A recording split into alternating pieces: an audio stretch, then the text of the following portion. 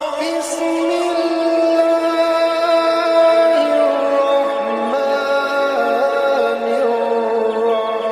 الرحيم.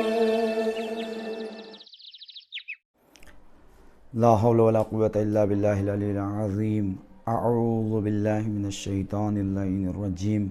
بسم اللہ الرحمن الرحیم. نحمده ونصلی علی رسولہ الکریم وآلہ الطاہرین. اما بعد، قال اللہ تعالی فی القرآن الحکیم وهو اصدق الصادقین وقولہ الحق. بسم اللہ الرحمن الرحیم. من یتق اللہ یجعل له مخرجا ویرزقہ من حیث لا یحتسب. سامعین محترم، ناظرین محترم، السلام علیکم ورحمۃ اللہ وبرکاتہ. رزق و روزگار کے سلسلے سے گفتگو چل رہی ہے. اگر انسان چاہتا ہے کہ اس کے رزق میں وسعت ہو، اور ہر انسان کی دلی خواہش ہوتی ہے کہ اس کے رزق میں وسعت ہو، اور ہر انسان کا رزق اللہ کی طرف سے معین ہوتا ہے، مقدر ہوتا ہے، اللہ کی طرف سے لکھا ہوا ہوتا ہے. بس یہ ہے کہ انسان اس کو حاصل کرے.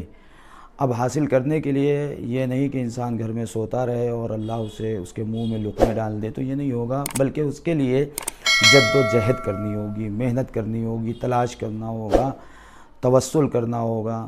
تلاش کرے انسان، توسل اہل بیت علیہ الصلوۃ والسلام سے کرے، اور جو راستہ انہوں نے بتایا اہل بیت علیہ الصلوۃ والسلام نے، پروردگار نے، اس کے مطابق اگر رزق کو تلاش کرے انسان تو واقعاً رزق میں وسعت ہوگی.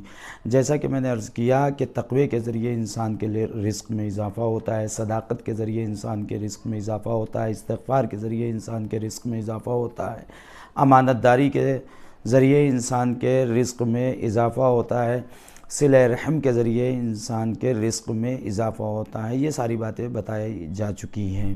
آج جو بتانا ہے وہ یہ بتانا ہے کہ محمد اور آل محمد پر اگر کوئی انسان خلوص نیت سے، تہہ دل سے اللہ کے لیے صلوات بھیجے تو یہ صلوات بھیجنا، اگر وہ رزق کے سلسلے سے صلوات بھیج رہا ہے، رزق میں وسعت ہونے کے لیے صلوات بھیج رہا ہے، خلوص کے ساتھ بھیج رہا ہے، اللہ کے لیے صلوات بھیج رہا ہے، تو اس صلوات کی وجہ سے انسان کے رزق میں اضافہ ہوگا. کیوں نہ ہو اضافہ؟ اس لیے کہ یہ ذوات مقدسہ، ان کے نام اس میں اعظم ہیں، اور انہی کے صدقے میں، ان کے طفیل میں پوری کائنات کو اللہ نے خلق کیا ہے. تو ان کے نام پر اگر صلوات، ان کے اوپر اگر صلوات بھیجی جائے تو واقعاً انسان کے رزق میں اضافہ ہوگا. جیسا کہ ایک قصہ ہے، اور واقعاً یہ عبرت حاصل کرنے کے لیے بہترین قصہ ہے اگر انسان یہ چاہے. ایک شخص تھا، بڑا تہی دست تھا، تنگ دست تھا، فاقے میں زندگی گزارتا تھا. ایک دن مسجد میں گیا وہ، تو نماز، یوں تو روزانہ وہ نماز پڑھتا، اور یہ بھی یاد رہے کہ انسان نماز کے ذریعے ہی مقام حاصل کر سکتا ہے. اسے نماز پڑھنا چاہیے، نماز سے لاپرواہی نہیں کرنا چاہیے انسان کو. تو مسجد میں گیا وہ، نماز کے بعد اس نے کیا دیکھا، ایک عالم دین مجلس پڑھ رہے ہیں، یعنی سخنرانی کر رہے ہیں. تو انہوں نے اپنی مجلس میں بیان کیا کہ جو بھی انسان محمد اور آل محمد پر صلوات بھیجتا ہے، اللہ آسمان سے اس کے اوپر رزق نازل کرتا ہے. تو انہوں نے اس بات کو سنا اور سوچا کہ میں واقعاً فقیر ہوں، تہی دست ہوں، کیوں نہ آزما لیا جائے. انہوں نے شروع کیا صلوات بھیجنا. کئی دن گزر گئے. ایک دن وہ مسجد کی طرف آ رہے تھے اور نماز پڑھی، اور نماز پڑھنے کے بعد اب جب مسجد سے واپس جانے لگے، مسلسل صلوات بھیج رہے ہیں، واپس جانے لگے، ٹھوکر لگی. جب ٹھوکر لگی تو ایک خرابے میں وہ جب گرتے ہیں، ٹھوکر خرابے کے پاس لگی تھی، وہ وہاں گرتے ہیں. انہوں نے دیکھا کہ ایک مٹی کا ظرف ہے، جسے مٹکا کہا جاتا ہے، مٹی کا ظرف ہے.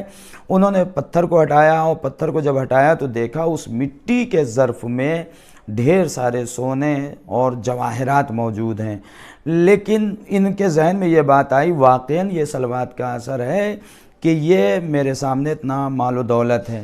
لیکن پھر ان کے ذہن میں ایک بات اور آئی کہ عالم نے جو پڑھا تھا وہ یہ پڑھا تھا کہ اللہ آسمان سے رزق دیتا، اور میں بھی صلوات جو پڑھ رہا ہوں اور اس لیے پڑھ رہا ہوں کہ اللہ مجھے آسمان سے رزق دے گا.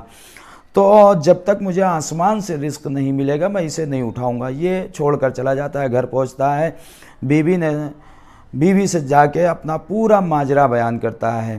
تو بیوی اس کے اوپر ناراض ہو جاتی ہے کہ تمہیں اللہ نے رزق دیا، تم اسے چھوڑ کر چلے آئے، تمہیں لے کر آنا چاہیے تھا۔ بہت زور زور سے وہ باتیں کرنے لگی، ناراض ہو گئی۔ پڑوس میں ایک یہودی رہتا تھا، یہودی نے اس کی اس بات کو سنا، اور سننے کے بعد فوراً بغیر فاصلے کے وہ اس خرابے میں پہنچ گیا۔ جب اس خرابے میں پہنچ گیا تو اس نے وہاں پر دیکھا کہ واقعاً وہ مٹکا ہے۔ جب مٹکے کے قریب پہنچا تو دیکھا کہ اس مٹکے میں سانپ بچھو وغیرہ موجود ہیں۔ جب اس نے سانپ بچھو وغیرہ کو دیکھا تو اس نے سوچا کہ یہ مسلمان مجھے مارنا چاہتا ہے ایسی بات کر کے، تاکہ میں آؤں اور جب آؤں تو مجھے سانپ بچھو کاٹ لے اور میں اس دنیا سے چلا جاؤں۔ اس نے سوچا کہ جب وہ مجھے مارنا چاہتا ہے میں کیوں نہ اسے مار دوں۔ وہ لے کر آتا ہے اور لے کر آنے کے بعد روشن دان کے ذریعے اس مسلمان کے گھر میں اس مٹکے کے اندر جو سانپ بچھو ہے اسے پلٹنا چاہتا ہے۔ جیسے ہی پلٹتا ہے تو نیچے اس کے گھر کے مسلمان کے گھر میں سونے وغیرہ کی اشیاء گرتی ہے۔ تو اس نے اپنی زوجہ سے کہا، دیکھا اللہ، میں نے صلوات پڑھی تھی کہ اللہ مجھے آسمان سے رزق دے گا، دیکھو اب میرے لیے رزق آسمان سے آ رہا ہے۔ یہودی نے اس بات کو سنا، فوراً مٹکے کو روک لیا۔ اب جو دیکھ رہا ہے پھر وہی سانپ بچھو پھر پلٹ رہا ہے، تو پھر وہی سونا اور چاندی نیچے جا رہے ہیں۔ اس کے بعد اس نے پورا مٹکا اس مسلمان کے گھر میں پھینک دیا، اور پھینکنے کے بعد مسلمان کے گھر کو دق الباب کرتا ہے۔ دق الباب کرتا ہے، جب مسلمان نکلتا ہے تو مسلمان جب نکلتا ہے تو اس نے کہا کہ آخر کیا ماجرا ہے؟ میں اس مٹکے میں دیکھ رہا تھا تو سانپ بچھو دیکھ رہا تھا، تم اس مٹکے میں دیکھ رہے تھے، تم اس مٹکے میں دیکھ کر آئے تھے تو سونے دیکھ کر آئے تھے، اور اب تمہارے گھر میں جب میں نے پھینکا تب بھی سونے ہیں اور ہیرے جواہرات ہیں، یعنی قیمتی اشیاء ہیں، اور میں دیکھ رہا تھا تو سانپ بچھو، آخر وجہ کیا ہے؟ تو اس نے بتایا کہ میں خلوص کے ساتھ، صدق نیت کے ساتھ، تہہ دل سے محمد اور محمد پر صلوات بھیجتا ہوں۔ یہ صلوات کی برکت ہے کہ اللہ مجھے آسمان سے رزق دے رہا ہے، اللہ نے مجھے یہ رزق دیا، یہ صلوات کی برکت ہے۔ بس یہ سننا تھا کہ یہودی مسلمان ہوتا ہے، کچھ سمجھ میں آیا؟